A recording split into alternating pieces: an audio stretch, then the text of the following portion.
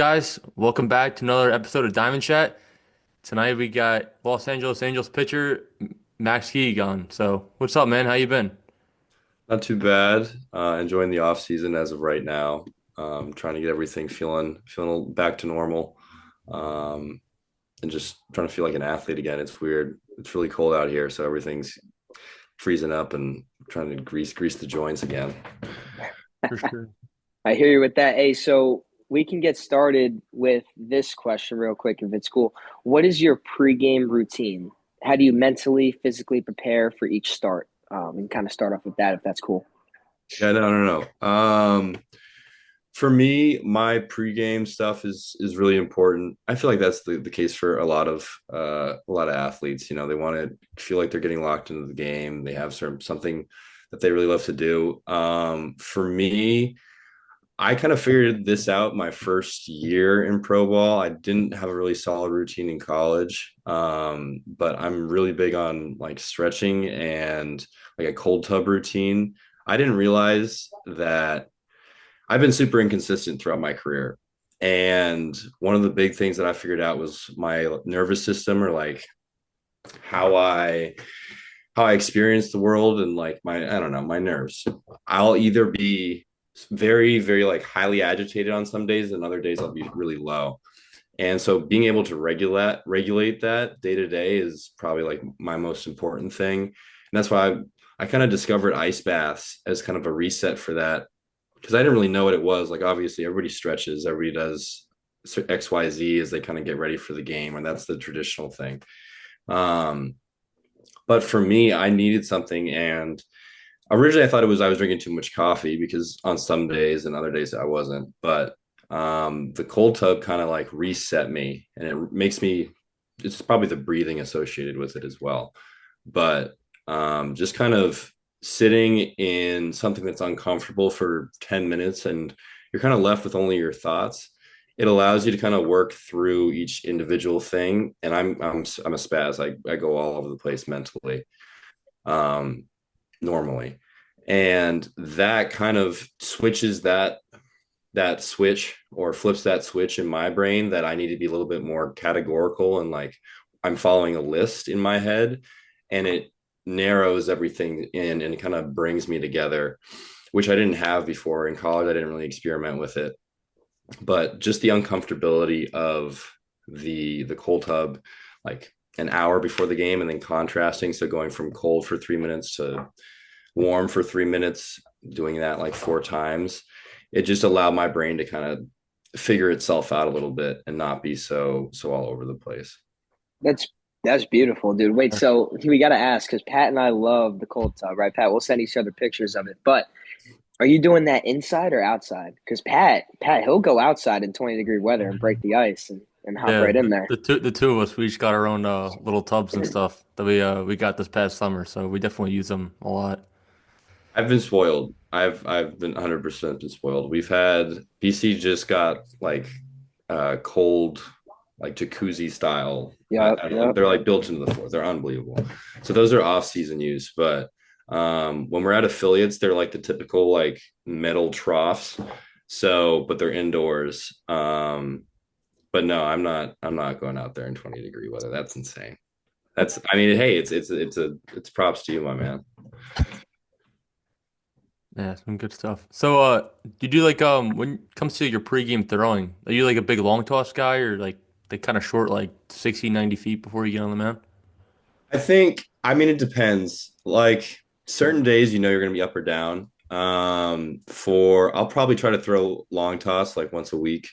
It's really good for feeling the ball off your fingers, your off speed stuff, specifically like a changeup or something like a field pitch, where you need to understand how the ball is moving off your hands and your arm path. It'll clean up a lot of arm path. Long toss will help with a lot of that. So that's like a once a week thing, but normally I keep it to like 60 to 90 feet every day. We're playing over 100 games, or not me, but individually. Like I'm not pitching 100 games, but I'll probably throw in 40 games, 30 to 40 games if I'm healthy through the whole year. And being able to like be ready each day. That's the biggest thing. And so I've scaled back a lot of my throwing, especially now. In college, it's a little different because you're throwing maybe once or twice a week. While pro ball, you could throw up to like, I think the max time would be 4 times a week, but they try to keep you to like at most 3 times. Gotcha. Yeah, that's like super important to me because I've been through like plenty of times where I just overthrow like too much during the week, and then like it comes to a time like where you got to go out there and perform, and like you feel like you just don't have like the juice in your arm that you really need. So that's like really important. Yeah, it's hard to manage it 100%, especially on days like you're feeling good and you want to explore. Like especially for me with my off speed, I've been super inconsistent with it. So if I'm feeling good one day, I want to do a lot more than I normally would. So I totally understand that. Like it's annoying to manage. You have to be kind of robotic about it. Yeah, actually, just like a point you brought up, like kind of sometimes like say like one day like your changeup's like on or off, or like you throw a slider as well. You said right. Yeah, So like say like if you're like missing a little bit like some of the spots, like is there anything you kind of think about in your head or like maybe like some visual points do you kind of look at like the target to kind of get yourself back in the zone at all? I think it depends on what people's cues are, and like a cue is something that you can tell yourself on the mound to create a feeling that makes you feel like the pitch is coming out the right way, or get your mind in a spot that it's able to replicate a pitch over and over again. Because a lot of guys, they have really good stuff, but they can't replicate. They can't hit a specific spot or a zone numerous times, and that's kind of like what separates big leaguers from minor leaguers, and like college and minor leagues. But um, being able to replicate and get yourself back on track. Like big leaguers can make adjustments pitch to pitch or in an at bat to an at bat. Like all stars can make pitches or make adjustments pitch to pitch. And like being able to give yourself those cues and know which cues work for you, that's kind of what makes really good pitchers great. And I'm sure it's the same thing for hitters. Um, so I think I rely heavily on those cues, and it could cues don't have to be like some specific thing. It could be whatever phrase makes you feel a certain way or makes you think of a memory or think of it could be completely relative or imaginary, but if it makes you think a certain way and it make changes the way that you're approaching a situation or a hitter, then that's all that matters. Gotcha. Yeah, that's some good stuff. I mean, I feel like especially nowadays, like everything with like the whole development of like people calling it a sweeper now and like having like ridiculous movement on it. Like it looks cool in like a bullpen, but like just like you were saying, like if you're in an at bat, like it's not like super cool if like things moving all over the place. Like you gotta be able to like take a bit of movement off it, but like you're consistent in the zone with it, or like you're super deceptive and like it's starting in the zone or like dropping out and like you're getting guys to swing and miss or like just roll over on it. So Yeah, no, especially with a pitch like a sweeper, like it's not new. It's been labeled more new, and people have been trying to get more horizontal on their sliders. But like if you have a if like I'm a righty, if I have a lefty in there and I want to throw my strikeout pitch and it's my sweeper, right? But the thing moves from 17 to 24 inches. I need to know where I need to start that pitch. And I also know like you were saying, I need to know what like the amount of effort I'm gonna put on it. And also like if it's second and third in the bottom of the eighth or bottom of the ninth, and we have a 1 run lead, I can't hit him there. I need to execute that pitch within my means. And like that's why I was talking about windows and zones. Like it's good to aim within those specific areas because that's where how I kind of have changed it. Like instead of trying to hit a spot, like an individual spot and making it really hard on yourself, you're just going for little zones around the strike zone or out of the strike zone for your eyes. If you need to throw your sweeper at the hitter's front shoulder, the general shoulder is a lot bigger than like the tip of his shoulder or a specific tiny thing. But I mean, people are all different. They may need something that small. yeah, I know. I even like the kind of like applies to Dylan a bit too. We were chatting a couple weeks ago, like especially with the playoffs going on and everything. And like A-Rod brought up a good point, like when it was game four, I think, of the World Series that year, and he ended up getting the go ahead, not the go ahead RBI, but like to get an extra RBI in the ninth inning. But he was talking about like how important it is to like spot your off speed because like he knew like going into that bat, he was saying that the guy on the mound was like super inconsistent with his off speed, and he didn't want to risk like bouncing the ball like and having that runner score, you know. So like you were saying, like just aiming for those zones and like not trying to be too perfect, you know, like can really help you out in situations like that, you know. Yeah, and I also think different organizations kind of preach different things. Like I know the Mariners a lot when we face the Mariners low A team, all of their back end relief guys, or even a good amount of their starters, had something that broke 20 inches or had rode 20 inches. And their philosophy is just aim middle and let it kind of like your stuff's going to play at that level. And especially if it's moving that much, like as long as you're in the zone with it, that's kind of what they preach is that be in zone with your best stuff and kind of go from there. But obviously, it's a little finer than that as you go up in levels because, like you were saying, like if he might throw something 24 inches, but Yeah.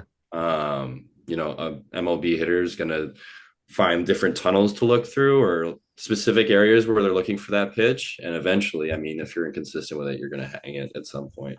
And they're good enough to put a really good swing on it. Yeah, for sure. So, kind of talking about pitching and obviously spotting up zones and throwing different pitches.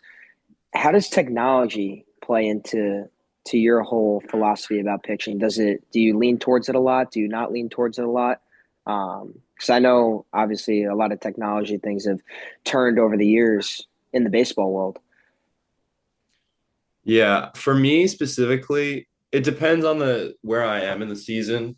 When I'm building up in like the off season, like from October through December, I don't really want to look at anything. I mean, I haven't really looked at much now. I'm just starting to get into my bullpens, but when I'm just trying to get a feel for how my body's moving and what makes me feel good and what makes me feel athletic, that's when I don't really want to include that stuff. But I think it is good to make start and end points. So like if I throw a bullpen in spring training and I felt like my stuff was really good, and then I go and look at it at the end of the season and compare it, I can see if what's been declining, mechanical breakdowns, like, okay, if I can't get on the side of the ball and make it move an extra 4 or 5, 6 inches, then that's great. I know that. But without that application and kind of this comparison, I think if you're just looking at it strictly as the metrics, then I think if you're focusing on that every bullpen, then it gets a little spacey. But if like for pitch design, if you want to throw your slider a little bit differently, you want to get a different profile on it to play better off your fastball. That's when it's useful because you can see those minute adjustments and those tiny things. And that's big with like pitch grips. I would think application for me would be more based on like pitch grips. And maybe if my changeup's been terrible the second half, okay, maybe we go back and look at okay, maybe my extension or the tilt of where the ball is coming out of my hand. Okay, maybe that's drastically different, and that's why those results are. But I like it more as like a start and an end point, and then if I'm working on something super specific. Gotcha. Yeah, it's like so important. I mean, this is some great stuff coming out because even like now too, like kids at facilities and stuff, I feel like everyone's like getting like really big onto like all this stuff like with vert on their fastball and like spin rate and stuff. But like when you're in a game, like you're not in the like unless you're in the major leagues, it's not like a trackman that's like telling you all this stuff. So Yeah, it's so like you were saying, just going off a feel of everything and not like using it like when you need it, but like just relying more on just your ability and just like how you can feel the ball coming off your fingers, like feel your mechanics. And as long as it's getting out, you know, and like you're pounding the zone, that's the most important thing at the end of the day, you know? exactly. It's at this point in my life, it's my job, and that's when I think that making those little adjustments are super beneficial. But I mean, you look at like Tread's page, right? Like obviously they have indoor bullpens and all this stuff, and you want guys to be pulling down as hard as they can and X, Y, Z with X amount of vert and Y amount of horizontal. But like for me, I can't get above 89, maybe 90 in a bullpen during the winter or in my spring training or anything like that. And that's way different than how I am in the box or when there's a batter in the box and it's a game situation. My velo jumps like 5 miles an hour. It's completely different. And another thing that I kind of thought about actually was knowing when stuff looks good as well. Because sometimes you might throw something and it feels really good coming out of your hand, but you're watching it, and you kind of trick yourself into thinking, okay, actually that broke a lot more than it did. You have to be honest with yourself with how stuff looks, and I think that the TrackMan or whatever device, the Rapsodo, whatever you're using, keeps you a little bit more honest in those bullpens. Like that's when it moves like that, if it looks a specific way, because for me sometimes I can't even tell what my stuff does. If it moves a certain way and I can see that, then I know that, okay, that type of movement visually, like if I'm in game, it's moving like that. Okay, that's the right profile. That's how it's moving. It's my best, or it's the best version of my slider that day. And then that's how you kind of go about how you pitch to batters and kind of attacking different guys. Like if your sliders wipe out that day, then you're going to use it probably at a higher percent clip than your fastball or whatever other pitchers you have. Gotcha. Yeah, that's some good stuff right there. So, kind of, I guess you could say, backtracking a little bit, we had another question for you, focusing on bullpens. So, I know you mentioned it before. You'll throw bullpens, they'll play a decent part in what you do, but how big of a part do they play? Kind of just getting back to that real quick. Do you talk to other pitchers when you're going through it? Do you talk to your coaches? Is it just you versus you type of thing? Your you versus feel, I guess you could say. I think it really depends on the person. Some people really want to have somebody in their ear as a second opinion. And I think that once you get up higher in levels, people know themselves, or they start to understand themselves a little bit better. Like for me, I don't want to hear two or three people chiming in on my bullpens, unless it's somebody that I really respect and that I think they have something valuable to say. Um, but otherwise, I think that there's also different types of bullpens. Like there's a bunch of different levels. But like there's specific bullpens where you're working on stuff where I was talking about pitch design earlier. You want to manipulate a pitch, you want to change a pitch grip. And that's when something you might want somebody from analytics there or a coach talking to you about different what your fingers are going to do if you change them on the ball. And then there's other stuff where you want to feel like yourself on the mound again, and I want to sit there and feel my body out and not have any outside noise. And that's what that pen's going to be. And then you have a combination of all that, or you're getting ready for a game and it's a warm up bullpen and you're going about your routine. You want to maybe have somebody in your ear telling you about the game. Some maybe you don't. You know the game. You've been watching the game for 7, 8, 9 innings, 6 innings, and you know what's going on. You feel confident. So it all depends on what you like and how much information you can take in without getting all freaked out by it. Yeah. Uh, like when you're talking about like your bullpen, like how often are you throwing them? Because like we were saying before, like once you get to pro ball, like you're kind of expected to throw like high and 10 like every like 3, 4 days. Like are your Yeah. bullpens like are they more of kind of like just touch and feel like in between those outings or are you kind of just going outing to outing and like not too many in season? I think if you're pitching well, I think you throw less bullpens. I think you're using the game. You feel good. You don't want to put any added stress on. And on the flip side of that, if it's not like if you're not pitching well, you're going to go and throw a bullpen every other day. I think it comes down to, again, what people like. A lot of guys like having the ball or being on a slope every day just to have that feel. They need to be reminded of it. And that could be 5 pitches. It could be 6 pitches. It could be 3 or 4, like high intent pitches. I'd say most people throw pretty high intent. You don't want to be kind of lax or half-assed on the mound and kind of build a bad habit, especially with like off speed, for example. There's so much effort out front of a pitch, and that's kind of what causes that pitch to break. So you can be kind of loose with your body and before the pitch is delivered, but when you're getting to kind of like flip up and where you're coming through a baseball, that's when I think a lot of guys focus that intent. Like it's obviously you're focused and you're about your work, but it's drummed down to where it matters, and that's kind of how I am. For me, I if I've pitched early in the week, so for us, like Mondays are our off day. So if I throw Tuesday or Wednesday, I know I'm probably going to throw at least another time during the week. If I go 2 days, it's just like a personal rule. Then I'll throw off the mound and try to just feel myself out again. Um, but I mean, if you're throwing on Tuesday or Wednesday, you're probably going to get at least two appearances, maybe three appearances that week. Gotcha. And like what you're saying too, like when it comes to like a point in time like where you're doing well and like you're throwing a lot of like you're not throwing as many pens, but then like say if you're not pitching so well, you're throwing more pens.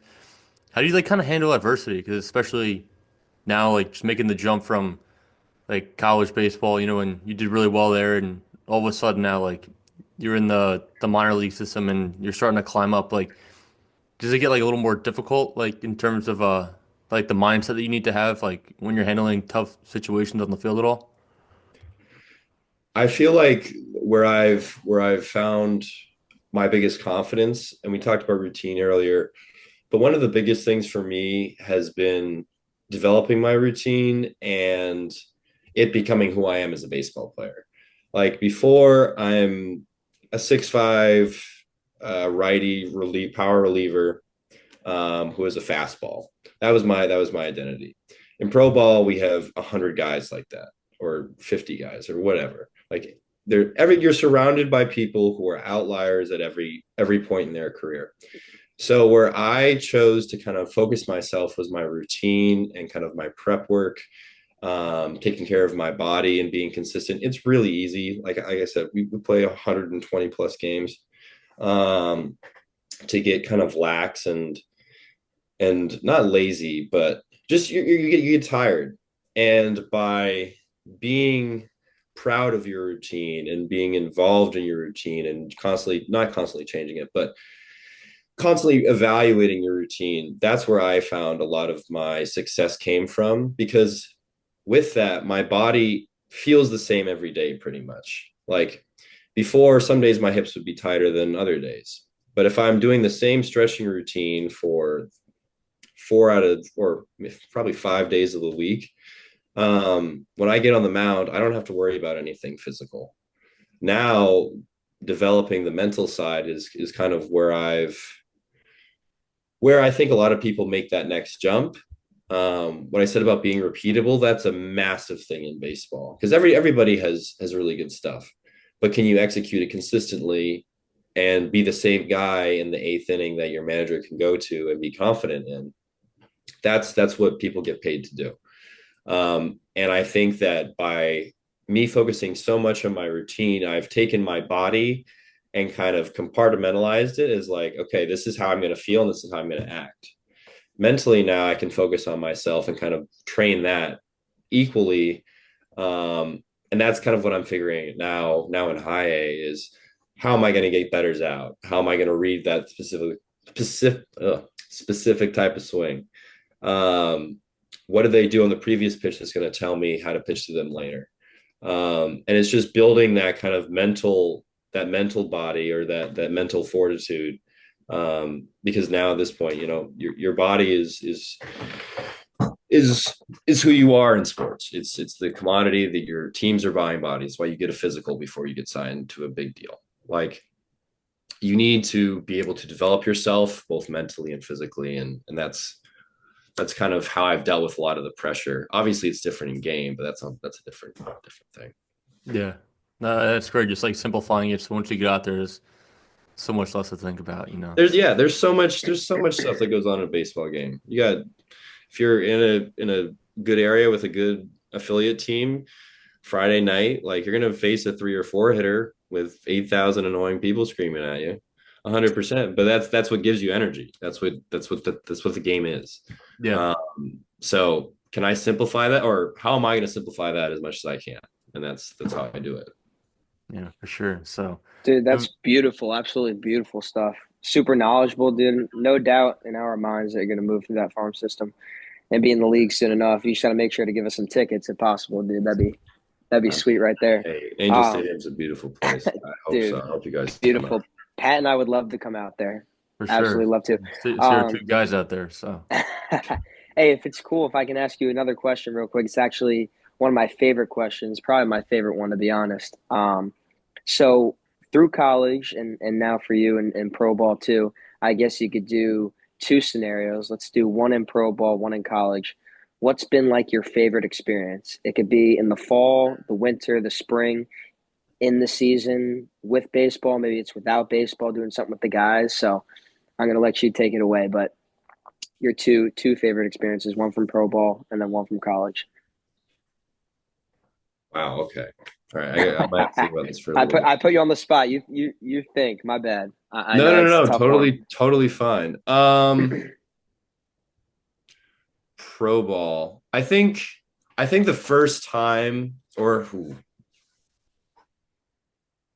I have two different Yeah, thoughts. yeah. But the first, one of my favorite times of it being like a strictly baseball moment was this past year. I actually gave up a go ahead or a game tying home run to their three hitter or four hitter in a packed house on Friday night. Um, and it was like the first time I've ever had that feeling where like this is I'm a professional. Like the environment, everything went. They obviously went nuts when this kid tied it. But it was like the first time that I felt like I was in my own. I was like, okay, this is what you've worked your whole life for. It was obviously a negative moment because I blew the game, but it just that feeling of it being like my first time in a true professional environment and like I'm doing something that I've dreamed of for so long. That's something like huge to me because I hadn't really felt that like college. Yeah, you play in front of packed houses and but like people are mean in college. Pro ball is much a little bit not as mean, but that's besides the point. And then also I think just meeting everybody in pro ball, like from BC, we have a bunch of the same type of kid. Like it's a lot of the northeastern northeastern guys. Yeah, the vibe. Pro We get ball, it. We get it. you go. It's like anybody who lives in South Boston. Like it's very stereotypically like the same type of person or same type of guy. But being in pro ball, it's like I hadn't had a ton of experience with like a bunch of Southern guys or West Coast guys. And the mix of personalities and kind of like the friendships I've developed. My Spanish has gotten 10 times better. And those connections, like a lot of Dominican, Puerto Rican, Colombian, Venezuelan guys, some of the like really the highlights of my career have been building those relationships with them over that language and being able to speak to them because I feel like obviously language is such a barrier between people, but that's been awesome. College, probably when we came back and beat Auburn, we were down. Ooh, it's bad that I don't know that. I should know Actually, that. I remember I was watching that game, and then Sal Frelick hit the go ahead home run on that game. Yeah, Sal tied it in the eighth inning. We were down, I think it was 8-1, 9-1. In the ninth inning with two outs and two strikes, and we came all the way back, tied it in the eighth inning or the ninth inning. Sal hit a 3-run home run, and then the next inning, Luke Gold hit a 2-run home run to go put us ahead, and then Joey Walsh, former Angels reliever, um, closed out the game, and it was crazy. I don't think we took 2 out of 3 from them that weekend. I That's mean, sick. like you watch the video of that game, and we have like the entire bullpen's climbing on the walls, like everybody's going nuts in the dugout. Some great photos from that What year series. was that? That was 2021, I Mm. think. Yeah, I think I'm old. Let me see. I believe so. Um, but probably. I think it's 2021. Yeah, That's sick. That's sick, bro. great times. That's awesome. We really appreciate, like coming on and like chatting with us. There's plenty of really good information, even I can take in my own career, just like how you're saying, just simplifying things, and just kind of just trusting your body and your whole approach. So, Yeah, I mean, you like at the end of the day, we're all athletes, right? We move efficiently, we're trained to move efficiently. If you don't have confidence in yourself, like what's the point of even doing it? You put in all this work, you gotta respond a little bit and use all that work as a little bit more of a a fuel and a kind of a fire or comfort, a warm fire, a comforting fire. Yeah, we got you. So Beautiful. Thank you again. Seriously. all right, 100%, guys. This was great. of course. So all right, thanks so much, guys, for watching. Make sure to like and subscribe to the channel, and check us on out on Instagram and TikTok as well. So thanks so much, Max. Wish you all the best in your upcoming season, and hopefully see you in Angel Stadium one day. So. Yes, sir. Thank you, guys. Thank you, Pat. Thank you, Dill.